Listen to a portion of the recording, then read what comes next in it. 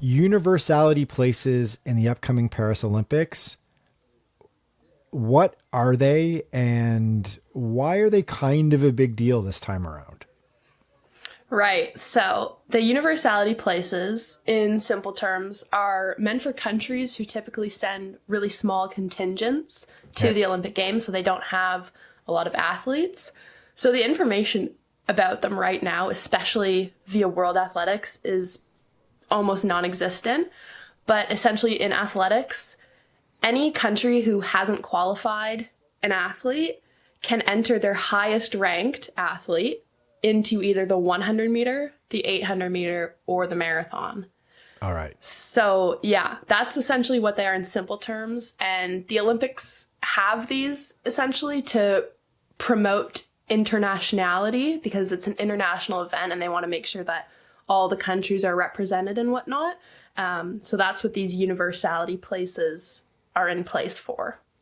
Right. So you put together a list that we put together a story sort of explaining what this is and who these athletes are that could be entered into the Olympic marathon. I mean, in some cases, some of these athletes are no joke, are pretty good, and we're very close to the Olympic qualifying times. Like this one dude, Dario Ivanovsky from North Macedonia, and he ran a 2:08:26. So he was like 16 seconds off the Olympic qualifying time. So he almost made it into the qualifier. That's pretty good. You got a couple of people around the 2:09, 2:11 range for the men. But then you also have people who've never run a marathon before that are getting in. Yeah, literally. So on the men's and women's side each, there's one runner who has never run a marathon. So on the men's side, it's Yassine Abdallah of Sudan. So this guy actually has quite a bit of information about him because he's actually an NCAA standout. Okay. So he's podiumed at conference championships, so the SEC and Big 12, which are really big conferences in the NCAA. And he's also podiumed at NCAA national championships. However, the events that he's podiumed on are not the marathon. They range from the 3K to the 10K on the track, which are very far from a marathon. And I mean, to his credit, he does have some impressive PBs. He's a sub 4 miler. I believe his best is a 3:57:53. He's done a 7:42:43 3,000 meter, 13:33 5K, and a 28:33 10,000, which are all really impressive times, but they're not a marathon. No. And he's not even run a half yet either. So I think the lack of experience is a bit of an Achilles heel there. My first marathon, the 2024 Paris Olympics. I mean, it's a nice story, but but the Olympic marathon is a big deal, and it's a hotly contested event to get into. And the reason why we're talking about this, beyond just kind of it's interesting and it's a neat thing to know about. Like, you think about these Olympic marathons and you're watching them on TV or streaming them this summer. And there's a lot of, there are many runners. There'll be probably 80-ish or more athletes in each field. And it is interesting to kind of get an understanding of how they make these decisions. But the real reason why we're talking about this is because one of the American hopefuls is kind of getting screwed here because of this universality element of it.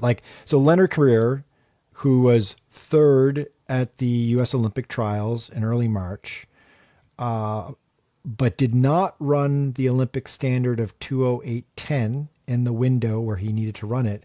So he was like a question mark. So he was not in. And then you wrote earlier this week that he was in, and then now he's out. Walk us through what the hell is going on with Lenny Career. Okay, so the Olympic qualification process this year or the last 2 years, I guess, was just super complicated, honestly. So essentially, World Athletics set out these auto standards. And if you hit the auto standard, you got a spot in the Olympic marathon. Okay? Right. And they wanted to have 50% of their athletes earn their spot to the Olympics that way. The other half, they wanted to earn through rankings. So essentially, World Athletics made this big list called the Road to Paris list, and it's the rankings of all the track and field athletes in each of the disciplines, and there's one for the marathon as well. And the second half of the 80 entries was going to come from there. But what actually happened here is 70 athletes qualified via standard, and the other 10 initially, a couple days ago when I looked at the list, after the qualification period, were given to the highest ranked athletes. And Leonard Career actually wasn't the highest American. It was CJ Albertson. But because Career came third at trials, USATF can switch their athletes. Ah, so it's like a quota thing. It's not exactly. It's like a placeholder. Like if you've got a person who has ranked in the top 80, you're that person has grabbed a place, a quota spot for the country. Exactly. So essentially, like when Connor Mance and Clayton Young ran standard at Chicago, they didn't get themselves into the Olympics. They got 2 spots on the start line for Team USA. Okay. They had to place top 2 in Olympic trials, which they did, to take those spots. But say CJ Albertson won trials, then he would have taken one of those spots. So US is a bit weird in that they do it trials, whereas most countries just send the athletes that have the highest times or highest ranked. So what happened with Korir is that initially, after the window had closed on May 5th, I went and I checked the list, and he was going. He was there. US had their spot. Yeah. And then a couple days later, I went and looked again, and all of the ranked athletes were gone. There was a 0 next to that, and the number 11 was next to universality places. So then I decided to do a bit of digging to see what those were, and it turns out most of the athletes made it through standard, and the rest are coming from these universality places, and no one is making it through the rankings. That's bananas. Like, they came up with this ridiculous system that confused the hell out of all of us for like the better part of a year. They're like, no, guys, trust us. This is going to make it more interesting and more equitable. And then they're just at the last second, they're like, to hell with it. We're just like, we're chucking this.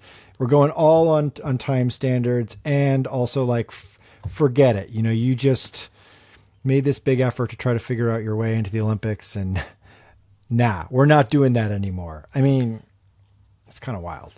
And that's the thing. And it's not even Korir that's the only one that got screwed over. But the other 9-10 athletes who were banking on ranking spots to qualify also got screwed over. You know, like Korir and the rest of the world who was paying attention to the Olympic marathon was assuming that 10 people were going to qualify via the ranking. And then they opened it up the next day and they see that someone who's never run a marathon is taking their spot instead.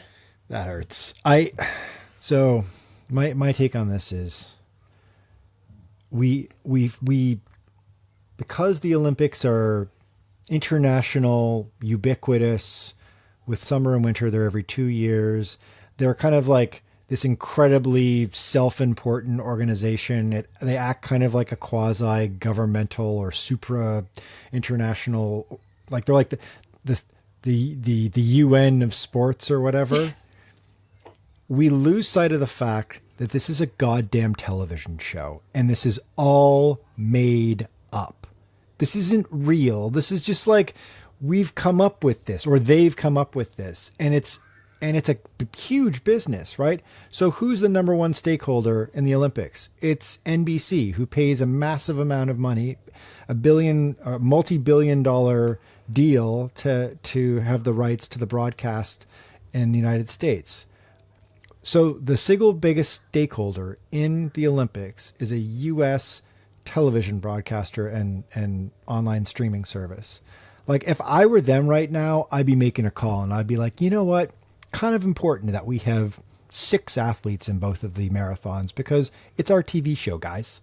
And if I were like USATF, I would also be freaking out about this, and I'd be totally going to bat for Leonard Career, because you want to have 3 shots at the podium, not 2 shots. And he's a good runner. He's on paper, he's as good as the other two guys that are going. Like he's got a 207 high PR in the marathon that he ran in 2019, so not that long ago. I mean, he is 37, so he's sort of getting up there, but like he's a very competent runner. He ran a great U.S. Olympic trials run. Like he sort of came back from the dead in the second half of that race and ran down a bunch of people in order to get himself onto that third spot and presumably onto the team.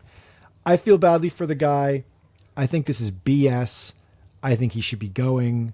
And I think it's all a TV show. Like make it the most entertaining thing possible. What are we doing here? You know, maybe I'm like pro America right now, but like, I don't know.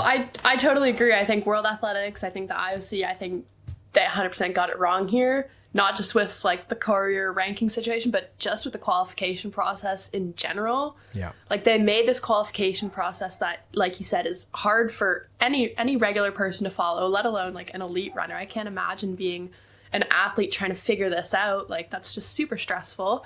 And you can't even follow your qualification system. It's one thing if this is what they said from the beginning, it's like, you either make standard or you get a universality place. Like, okay, if you said that from the beginning, that's great. That's what you decided to do. But yeah, to change it last minute, I think is just so, and after the window too. So it's not even like he knows that he knows for sure he's not getting a spot, but now he doesn't even have the chance to go back and try to get a spot, you know, because it's after the qualification period. It's all said. He can't run the standard. Yeah. Yeah. He's like, yeah, it's brutal. I feel for the guy.